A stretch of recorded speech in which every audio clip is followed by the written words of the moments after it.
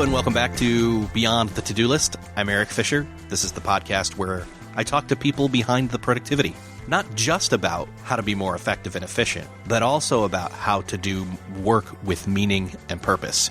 I'm breaking the format of this podcast a little bit with this episode. This is going to be just an episode that I felt had to be done. It's a conversation between Chris Brogan and myself about Batman?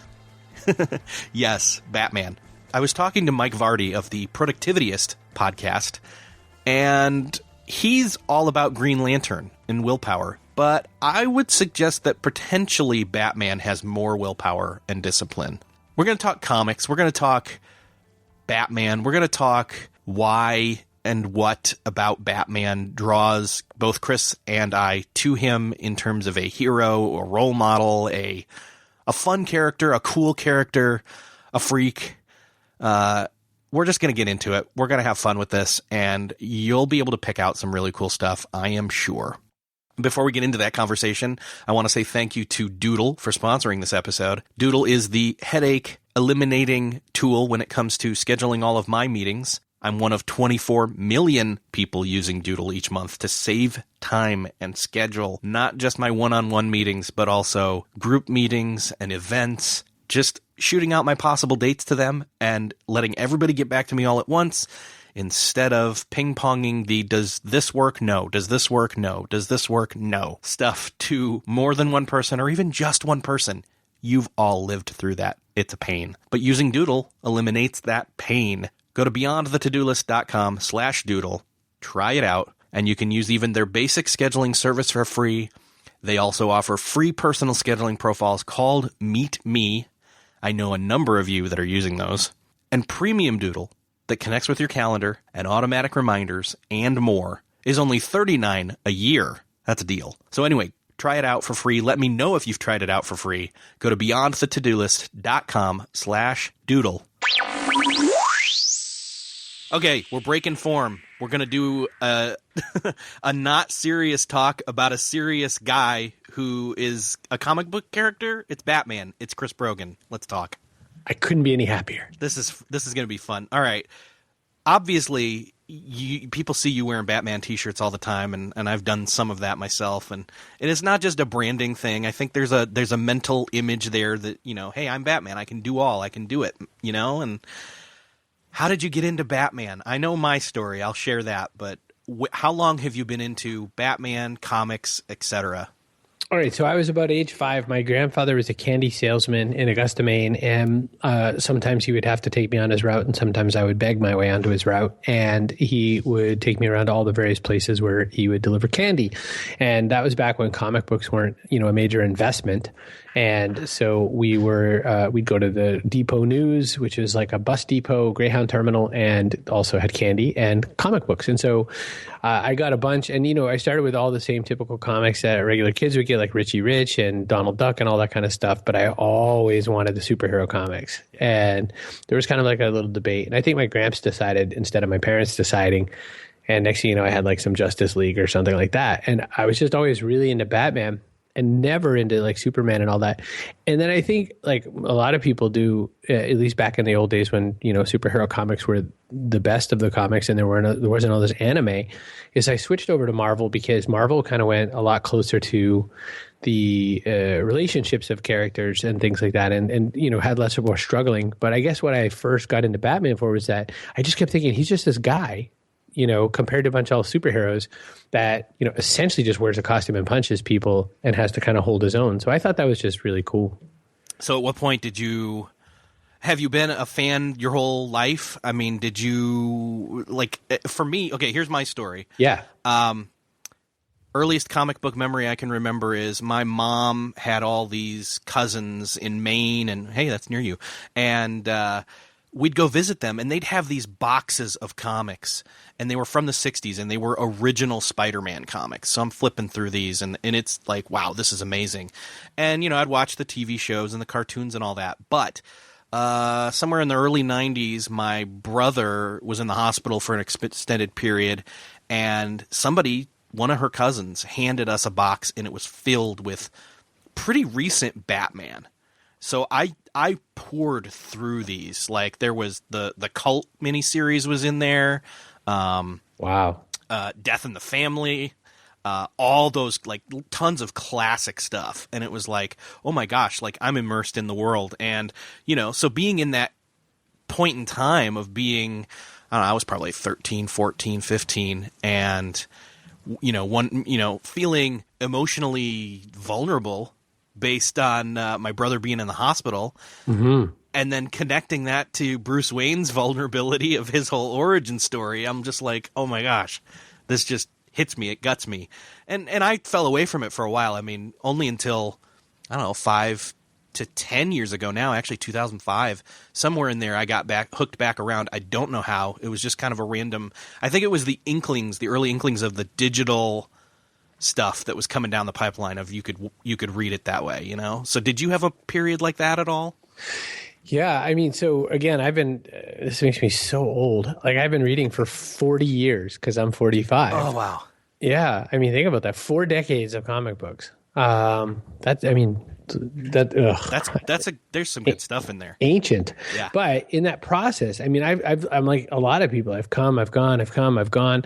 And, comics as a business has been sillier and sillier. Like I remember the 90s with all the foil and all that kind of craziness. And it was a very strange time, for comic books. And so I was not into, chasing down every single one. I've never been much of a collector per se. But instead what I have been is just someone who writes, reads them when the time is right. So like that reason, I don't really there's some definitely huge arcs of stories that I don't remember, for instance. But I can tell you that in the whole process of it, in the whole scheme of it, I've always kind of had my ear to it. So even when I wasn't getting them, I had a long-time subscription to Wizard magazine, which covered the industry. Right. And I've always just kind of kept one ear just gently over in the corner to it.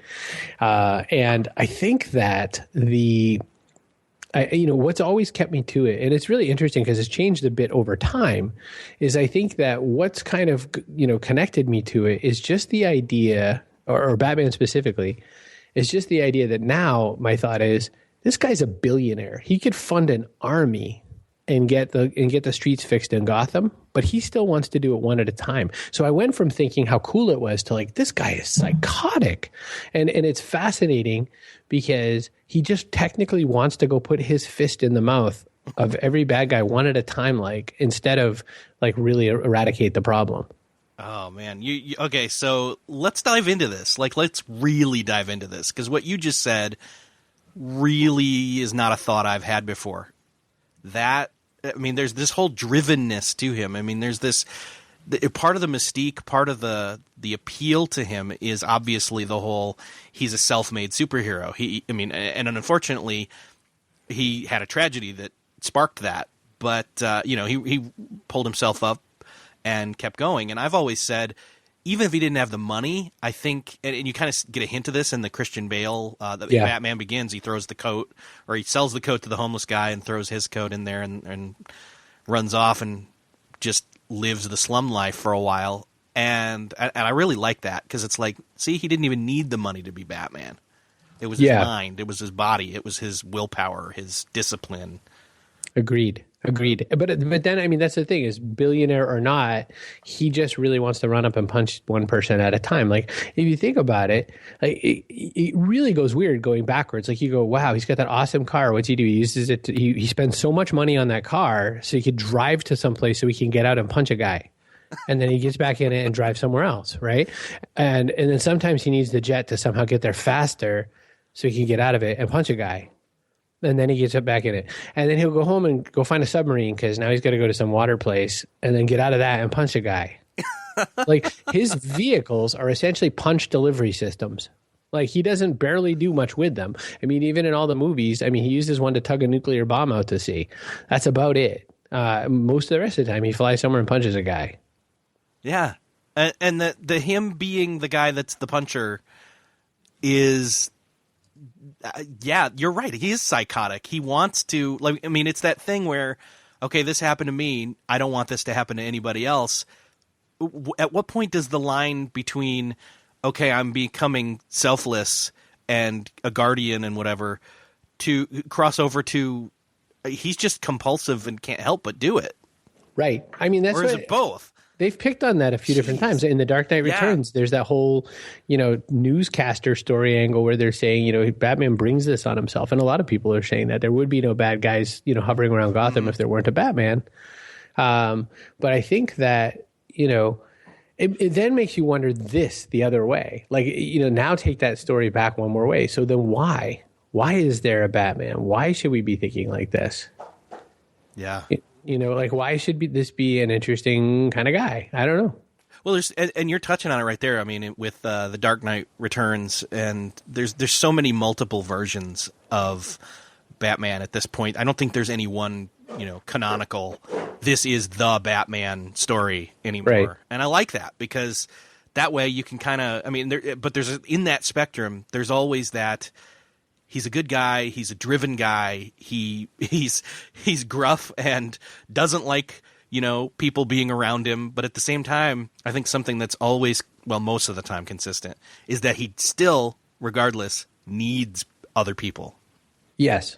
And that's always cool to see how that plays out, whether it's with Alfred or with other, his adopted family and actually even blood family these days with Damian.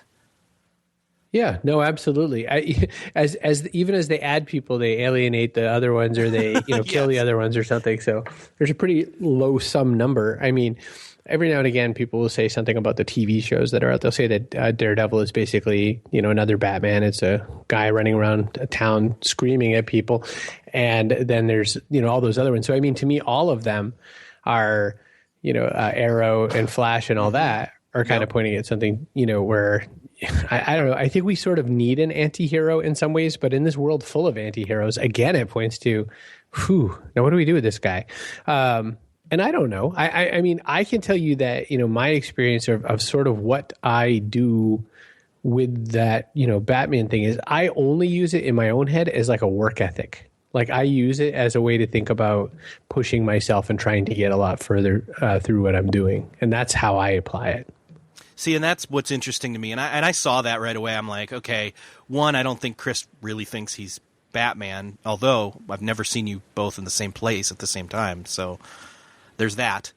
But right. It strikes me as, there's people who will say, well, Bruce Wayne's a billionaire, probably not just millionaire. And so it's the excuse of, well, I don't have money or I don't have resources, so I can't improve my situation. And I'm just like, yeah, but it's not the money that makes him Batman. It's that he's Batman that makes him Batman, Right. I want to say to them, what's free? If you don't have money, what's free? Push-ups, crunches. Yep. It will cost you time, but you can do that while you're watching TV or listening to podcasts. So. Absolutely. And that's, I think that's where I am with it. I'll never have a mutant healing factor. No one will ever stick adamantium bones in me. I am not from Krypton. I've tried to be bitten by radioactive spiders. They're just regular and it hurts a lot. None of those other origin stories really line up too well with me. So I guess I will have to stick with the Batman minus the billionaire part. And to your point, I mean, it's just the easiest one to envision. And I don't, it's so funny because when you mention Batman, some people think Adam West, some people think Christian Bale, some people think none of those. And, the comics, they often kind of envision the utility belt and they often envision the various vehicles. But I always, for some reason, ever since Dark Knight Returns came out, I always just thought of that second version of Batman after he's even lost the armored shirt. And it's just that sort of black on gray, black logo. I've just loved the idea that he's, what he's delivering is, it's just him punching things. I love that. I do. I really, really do. And part of that is even the fact that he's so driven to punch people that he pushes through the pain to do what he sees or thinks needs to be done. And again, not in like a selfish way, but partially maybe for a selfish way. Again, it's selfish in that he has this need that he has to do that punching. but even do it for others for their own good. I mean, there's that altruistic, like, oh, Batman's a hero, but he also likes doing it to a certain extent. Yeah, You know? yeah. I don't think he's sitting around there going, "Gosh, I'm really sad and worried about other people." At this point, I really do think it's like a psychosis. I think I've got to go out and hit some people now. Yeah, and so what's even interesting in some of the more recent storylines is I see I actually got a little teared up, I'll confess, but Damian, his son, biological son, spoiler alert, is joining him as Robin and is back. I won't go into that. And the two of them are so similar. Like they're so gruff, they're so driven, they're so focused, but they're running out there together. And I see Bruce turn to him and look at him with a look of pride, and he smiles, and I'm like, Batman's smiling. That's kind of out of character, and yet at the same time, it is Batman's character to, almost in a way be proud of this progeny that's so much like him now. Right? It's crazy, right? Well, and the thing that he keeps saying, I mean, to dig into the storyline just a little, is that he's saying, just don't kill him. Like, right. You can hurt him a lot, just leave him alive, which is equally kind of weird to me. Just, That's true. You can maim him. Yeah. Because the whole thing with Damian is he's come from an even worse childhood, honestly, than Bruce, from being grown up to be trained to be an assassin in the Ra's al Ghul and his mother Talia's army. And geez, that's screwed up too. Yeah. What are some of the current storylines that have sparked you just really appreciating Batman recently? At this point, I am so abstract about it. Like, I really am. I was thinking about this the other day. Like, I did not actually like the Talons storyline that came out, because I had this sort of weird feeling like, oh, so suddenly we're going to backdate this storyline of, I felt the same way about Hush. Everyone really loved Hush, but I sure didn't, because I had this weird feeling of like, where'd that all come from? I appreciate the 0 year stuff. I appreciate the Earth 2 kind of stuff. I mean, we went through all that effort of trying to clean up all the universes back in the early 80s, 90s. And now they're doing it again right now. Yeah, we're just going to mess it up again. It's fine. Convergence is out. So I don't know. I think there's some real fun stuff. But I think that, any particular storyline, no. I just, I don't care that Joker's back and gone and back and gone. I mean, the death revolving door thing, I just think it's because we can't come up with new superheroes. So we might as well revive the dead ones again. Nobody that's ever dead stays dead, unfortunately, in comics. And it'd be great to have some consistency and just keep someone dead, But the whole Joker thing is a little bit. I mean, the whole Scott Snyder run for the past 3-4 years now. Geez, has been some of my favorite stuff. But it doesn't replace or erase anything that came before it. It's been interesting to think of some of the themes that he's been doing, especially like you said, the 0 year stuff, where Bruce is just literally starting over, or starting up, I should say. It's almost Batman Begins in comic form, but done way differently. And you see him screwing up, and you see him learning how to do stuff, and you're just like, man, this is not Batman, but I see and I like that he's learning to be, Yes. And Scott Snyder, I mean, there's a few people, and it's sort of weirdly that I follow and connect with these people a lot on social platforms. Like Scott Snyder and I have talked back and forth for a long, real time, and also Greg Pak. But the reason I connected with those particular writers out of the bunch, one is because they're nice enough to write back and be humans, but two, I love their writing style, like American Vampire, which is where Scott was from originally, and some of the stuff Greg Pak has done. They always are taking this very powerful, fresh take on things, and I love it because it's just not, it's just not recycling through the typical we're going back to basics scenario that you hear every damn time someone gets a new chance to write a comic. Yeah, I love that. And that was really what kind of grabbed me. I was like, this is not the standard Batman that I've read up till now. So, how much do you think? How much of the Batman, connection is there that it's just this? He's doing that theatricality, that persona, or that image. You know what I mean? Like that he puts on this mask. So So here's our plot twist. If you go look at wearebatman.com, you will see Brett Culp's charity film, Legends of the Night, which talks about a whole bunch of people who were inspired by Batman and who decided to sort of become real life heroes because of it. And so this whole Love of Batman Plus charity kind of experience where they've benefited 60 different charities, including Ronald McDonald House and Make-A-Wish and St. Jude's and all these sorts of things, Special Olympics. So these Legends of the Night screenings and all that are, and the hashtag We Are Batman, which is really fun to go search, shows you kind of this real passion that people have in general around Batman. And then also that, there's this almost icon of here we are helping people. So pulling away from the whole psychotic thing for a minute, people still have that feeling of there's a real person inside that costume and it could be anyone. And so thus it could be us. And, we are Batman. And that's even funny because that was touching on the year-long story of Batman Eternal that just closed out, which, for better or for worse, was a ride. I don't know if you were reading that or not, but it was interesting. Nuts, really. I mean, pretty much. Those are the stories that I get a little sad about at some point because I start getting this feeling like, ugh, again? But, Yeah. Well, so what's cool, here's a plot twist for you. Legends of the Night is actually on Netflix. Free. Yeah, I just heard that. It just came out, right? Yeah, it's been in my queue for like 2 weeks now. I've been meaning to get to it, so now I'm going to absolutely have to get to it.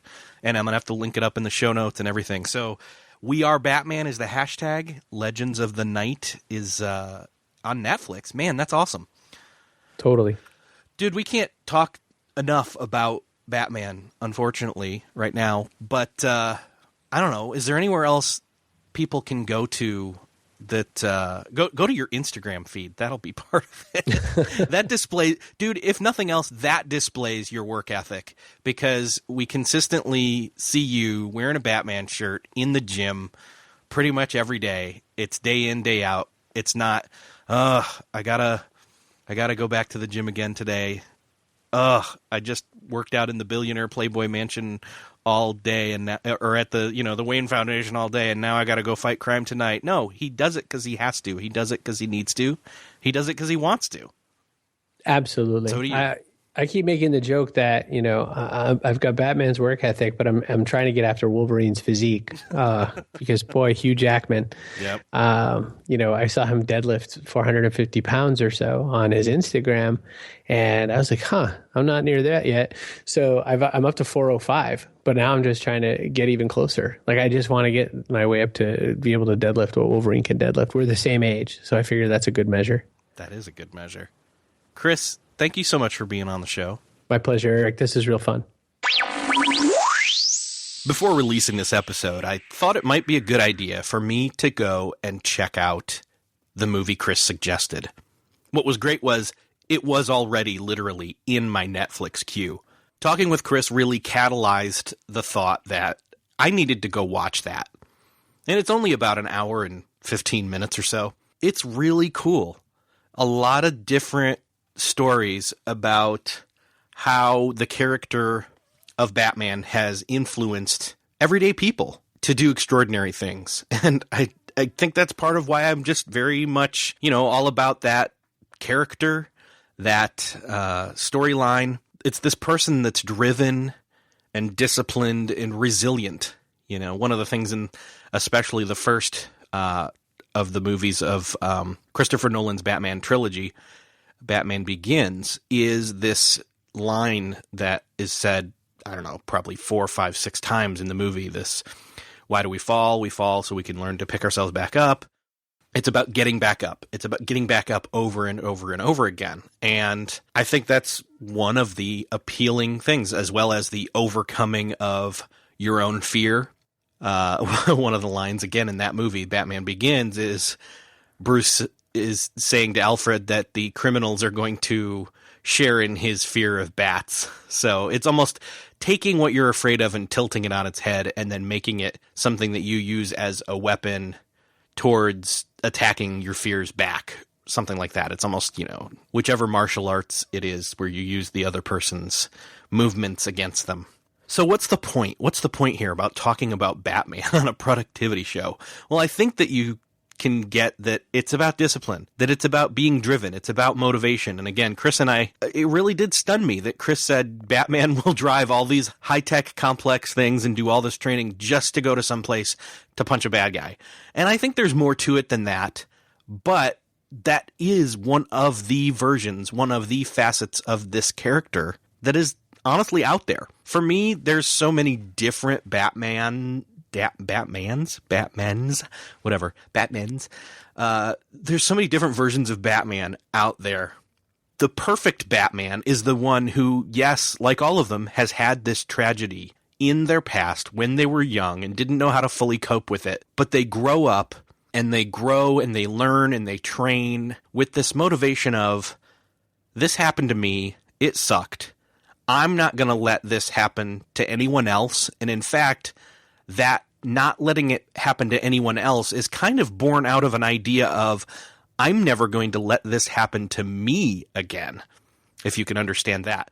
So it happens, the tragedy happens, he starts to train to never make, I mean, it wasn't his mistake, but never let that painful thing happen again. And then in the meantime, grows to the point of realizing he can use his new quote-unquote abilities or superpowers, regardless of the financial abilities of Bruce Wayne, regardless of that he can use that to make sure, or to attempt to at least make the world a better place for people around him, and keep this thing that happened to him, or variations of it, from happening to anybody else, and can be this idea, this ideal, this attainable, highest, top of their game, mentally, physically, human ability of a person. So you take all that, and that's my perfect Batman. However, I think the other piece that I really like, and we're going from just a fictional perspective here, one of the things I really like when I've read Batman comics is you take that hard-boiled of a character and show that they are still human. They're not, that the emotional component, the relational component, because that was kind of what was broken, this not getting to have a relationship with his parents, that as tough as he honed himself to be, that Bruce honed himself to be into being Batman, that then down the line, he has an amazing relationship with his surrogate father / butler, Alfred, not to mention all these other characters that come into his life. I think one of the fascinating dichotomies of Batman is he's this dark, tough, scary guy who had something crappy happen to him and grew to either be psychotic or super disciplined and tough, or a mixture of both, but still is also this human wanting to replace this hollow place in himself where his parents should have been. And that's where he, has these love interests or these surrogate sons and fathers and etc. So it's an interesting read. Anyway, if you've never read a Batman comic, I mean, there's some really good stuff out there, and it's pretty cool. I want to touch on one last thing that's kind of a practical takeaway from this episode. We're all listening to this show thinking, yeah, I want to be the best that I can be physically and mentally and emotionally, and work ethic that Chris mentioned. That's great. But one of the other things that Chris and I didn't get to talk about was this whole other aspect of Batman where he's part of the Justice League and other superheroes and team-ups and things like that. The practical takeaway is this. What team are you on? I want you to identify what team you are on. Not necessarily what superhero you are or what your superpowers are. On a very practical level, identify what team you are a part of. Specifically, what team it is you're on. I think that's something that we kind of miss, thinking about, we all try to be Batman. We try to do it alone. We try to take on the world, and no, I don't want to call Superman. There's some humorous stuff in like the Lego Batman video game that I've played with my daughter, and Robin's like, let's call for Superman. We need his help. And Batman's like, I don't need his help. And it's funny, but at the same time, it's like, no, I mean, Superman will hear you. He'll help you. And we all try to be Batman. But that doesn't mean we don't call on others for help when we need it. And we all need it from time to time, probably more often than we realize. So I want to leave you with that thought. I want to leave you with that homework of, Here's your practical takeaway. Identify your team. Is it your family? Is it your coworkers? Is it your business partner? Is it, you may have multiple teams. Superheroes have different teams. So identify those teams.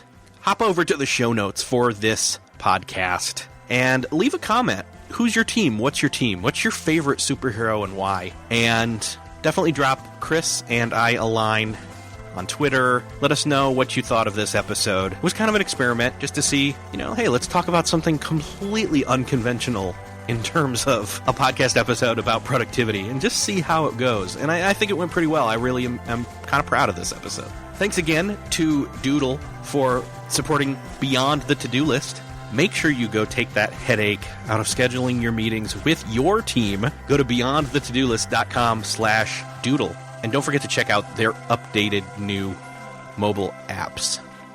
Thanks again for listening, and I'll see you next episode.